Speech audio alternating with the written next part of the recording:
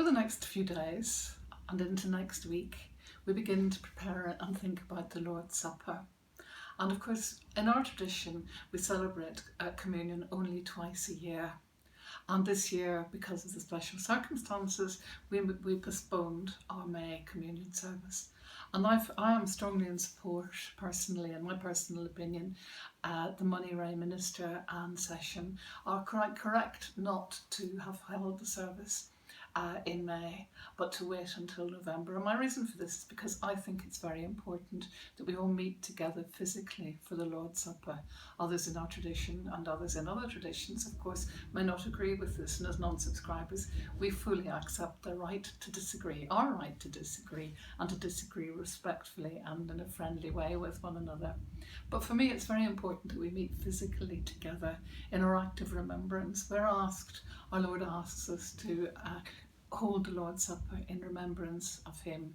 We do it in remembrance of his earthly life and his earthly death, and we do it together. We reaffirm our faith and we support one another as we physically together share in the Lord's Supper. Now, I wasn't introduced to the Lord's Supper in this tradition because I grew up in the Anglican faith. I was brought up in the Church of Ireland. And in the Church of Ireland, in order to participate in the Lord's Supper, of course, it's necessary to be confirmed. So I was confirmed at the age of 12, and this took place in boarding school in Dublin. And there, communion was held not twice a year, but once a month.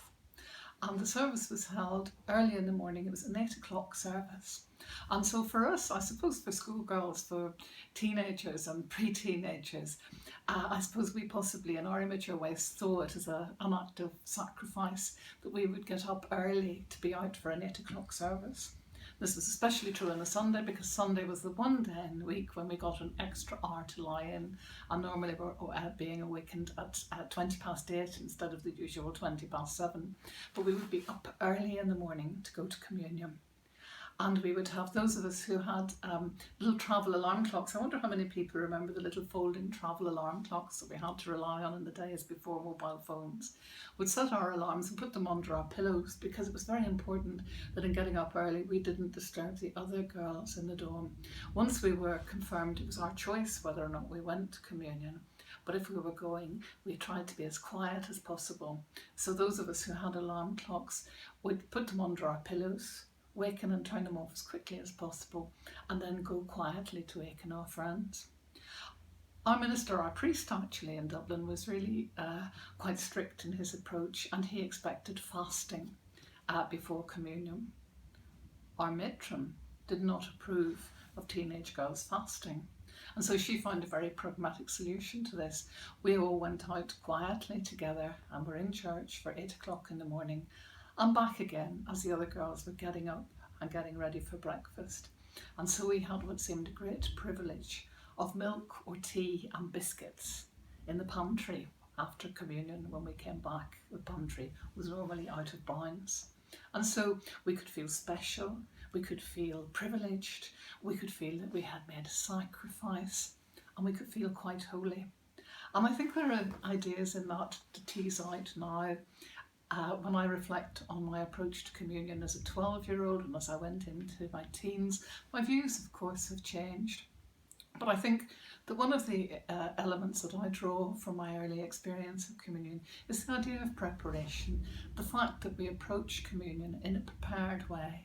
We perhaps think about it more and more in the days before our service, and we prepare our minds and our hearts to share in the Lord's Supper. But I also want to think about that idea of holiness. As teenagers, we possibly felt very holy all through that Sunday, maybe even into Monday. But now I realise that going to communion is not a matter of being holy. And this is very important, I think, in our tradition, because one of the aspects of our tradition that greatly appeals to me is the idea that, providing we go with a sincere heart and mind, the table is open to everyone. Going to communion is not a reflection of the idea that we are in some way good or special. Going to communion is a recognition of our frailties.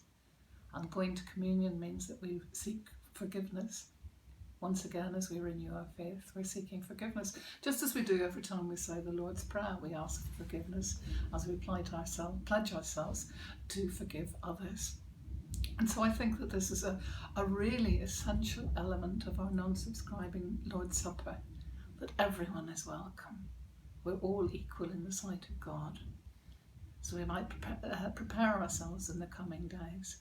We might remember that we stand together, reaffirming our faith, acting in remembrance of our Lord's earthly life and earthly death, and seeking renewal as we share together.